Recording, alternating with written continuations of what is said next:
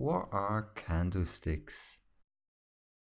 Candlesticks determine the point at which we have to leave a trade or what the sentiment of the market is at the moment.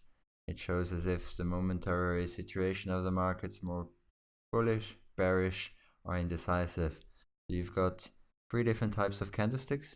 You've got the bearish candlesticks, which are red. You've got the bullish candlesticks, which are green, and then you've got the indecisive ones, which looks like little pluses, which are doji candlesticks.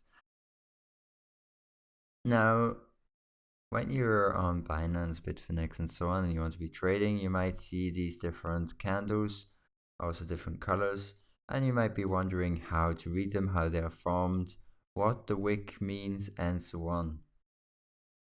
So let's start with the green candlesticks. The bottom part of the candle is where the price opens at the time frame you have selected. So let's take another time frame, for example an hour, and let's find our price. Our candles, they just disappeared. Alright, here they are.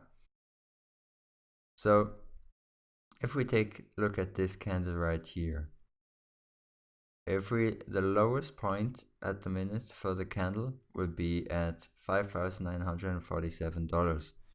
So this is the opening price that the candle had at that time, and you've got then a wick that goes below the candle body and the wick that goes above the candle body.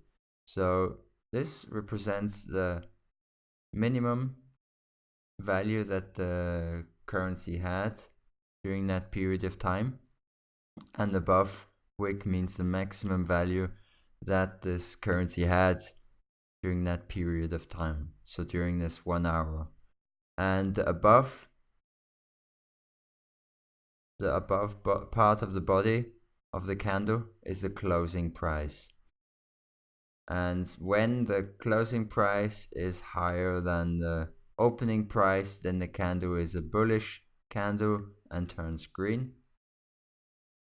Here's an example with and let's take this example here with a red bearish candle. So the opening price starts at the top.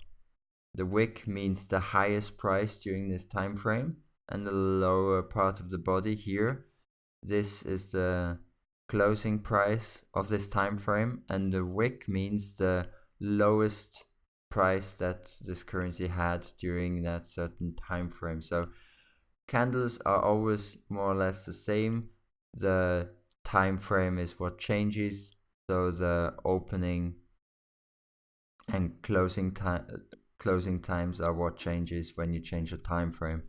Now, an interesting thing is when you take, for example, a half an hour time frame and an hour time frame and a half an hour time frame, two candles will represent one candle in the 1 hour time frame. I hope you understand what I meant. It might be a bit confusing.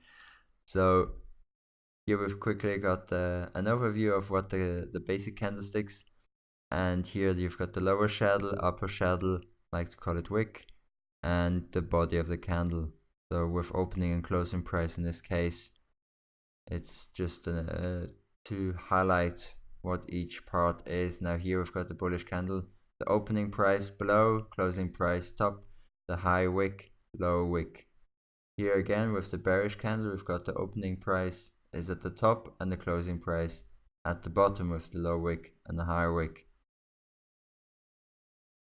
So one benefit of a candlestick is that you can get the correct point to buy, sell, and so on. So very often the wick is very important to look at because that shows how much momentum a certain currency has. I can maybe give you an example looking at the charts.